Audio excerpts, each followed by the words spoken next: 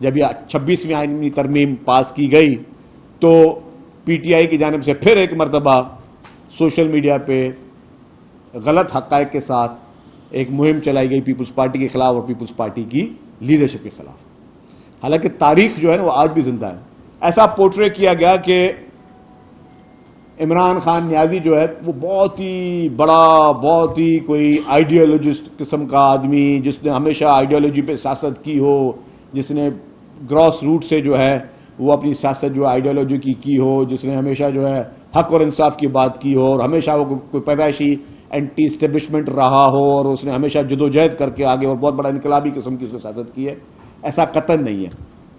عوام کی میموری کمزور ضرور ہوگی، لیکن عوام کی میموری اتنی بھی کمزور نہیں ہے. عوام کو ایک ایک دن یاد ہے. عوام کو اسی عمران نیازی کا پرویز مشرف کے ریفرنڈم میں کھل کے اس کی حمایت کرنا بھی یاد ہے. عوام کو آج بھی ڈاکٹر اسرار احمد بھی یاد ہے. عوام کو آج بھی مولانا ستار ایدھی بھی یاد ہے. عوام کو آج بھی حکیم سعید مرحوم وہ بھی یاد ہے کہ ان لوگوں نے کیا کیا فرمایا تھا عمران خان کی حقیقت. اور یہ سارے جو نام میں نے بتایا ان میں کوئی بھی پولیٹیکل آدمی نہیں تھا، کوئی اس کا پولیٹیکل رائیول نہیں تھا، کوئی اس کا سیاسی دشمن نہیں تھا، کسی کی کوئی سیاسی مخالفت نہیں تھی. یہ سارے ہمارے ملک کے بڑے نام ہیں، اصلی بڑے نام ہیں جو نان کانٹروورشل نیمز ہیں.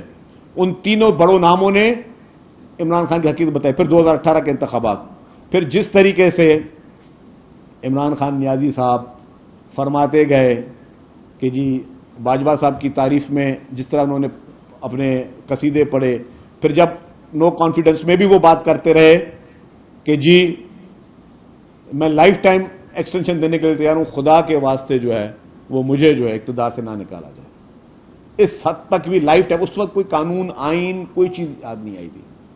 اور یہ ثاقب نثار کے جس طرح لاڈلے رہے، میں ہر بات دہرانا نہیں چاہتا، لیکن عوام کو جاننے کے لیے یہ بات ثابت ہے کہ یہ انقلابی صرف تب بنتا ہے کہ جب یہ اقتدار سے باہر ہوتے ہیں یا کسی مصیبت میں ہوتے ہیں.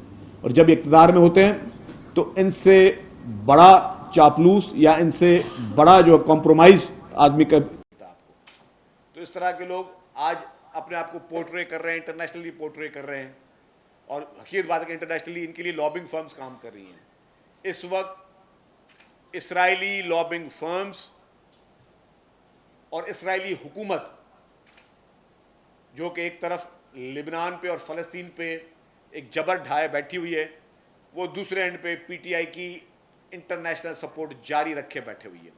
جو اسرائیلی جریدوں نے عمران خان کے بارے میں لکھا، جو اسرائیلی میڈیا نے جس طریقے سے عمران خان کی حمایت میں لکھا، پھر جو آپ کے فارن فنڈنگ کیس میں وہ جو پیسے اسرائیلیوں سے عمران خان کو آئے کہ پاکستان کی سیاست میں اس کی الیکشن میں استعمال ہوں، اور ساری چیزوں کے تانے بانے. اور پھر ابھی ریسنٹلی بھی جو بھی اس وقت مختلف ممالک میں اس کے حق میں جو قراردادیں لائی جا رہی ہیں، پی ٹی آئی کے حق میں جو ایک کیمپینیں انٹرنیشنلی چلائی جا رہی ہے جس میں اس کو مظلوم کر کے پیش کیا جا رہا ہے، یہ ایک ایک چیز وہی ہے جو ڈاکٹر اسرار احمد نے کہی تھی.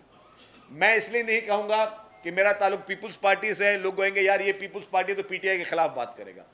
آج وہی کچھ ہو رہا ہے جو ڈاکٹر اسرار احمد صاحب نے کہا تھا کہ یہ لانچ کیا گیا ہے، یہ لانچ کیا گیا ہے. جو گولڈ سمتھ خاندان آج اس کی محبت میں اور پاکستان دشمنی میں جو کر رہا ہے وہ بھی کسی سے چھپا ہوا نہیں ہے. گولڈ سمتھ فیملی، اس کا جو بردر ان لا تھا زیک گولڈ سمتھ، اس کی ایکس وائف، اس کے بچے، ایک ایک شخص اس وقت مشن عمران خان اور اینٹی پاکستان چیزوں پر اس وقت سرگرم ہے اور انٹرنیشنلی سرگرم ہے.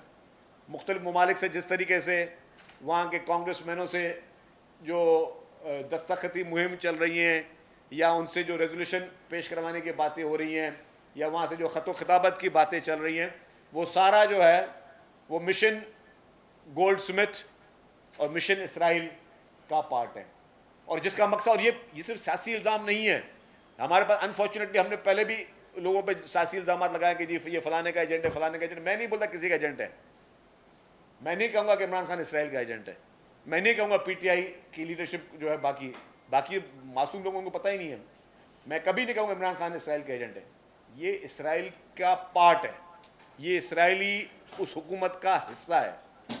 جو زیک گولڈ سمتھ فیملی اور عمران خان, یہ پروجیکٹ ہی اسرائیلی حکومت کا ہے جو ہمارے پاکستان کو ڈسٹروائے کرنے کے لیے یا اس میں افراتفری پیدا کرنے کے لیے یہ پیدا کیے گئے, تاکہ وجہ اس کی یہ ہے کہ ان کو یہ معلوم ہے کہ پاکستان ایک ایٹمی طاقت ہے.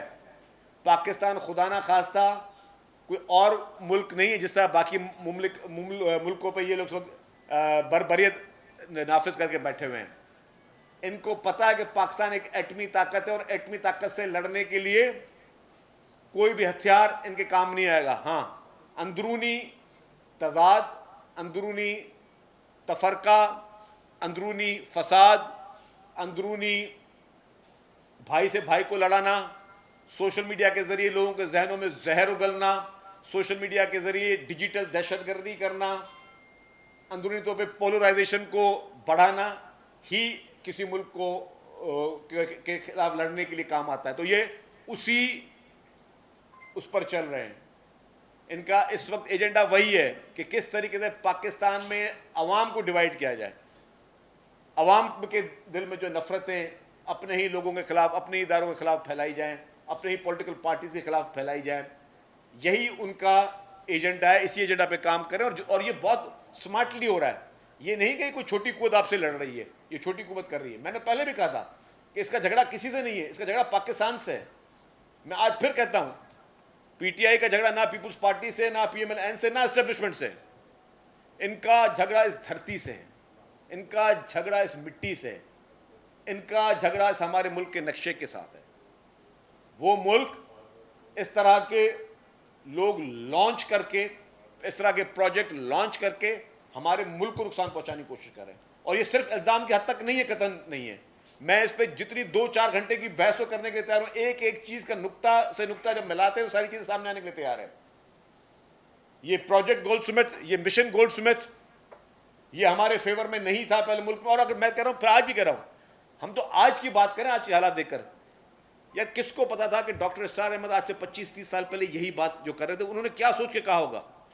ایک بہت بڑے اسکالر تھے ڈاکٹر اسرار احمد. کوئی سوچ ہوگی, کوئی چیز انہوں نے ان کو نظر آ رہی ہوگی.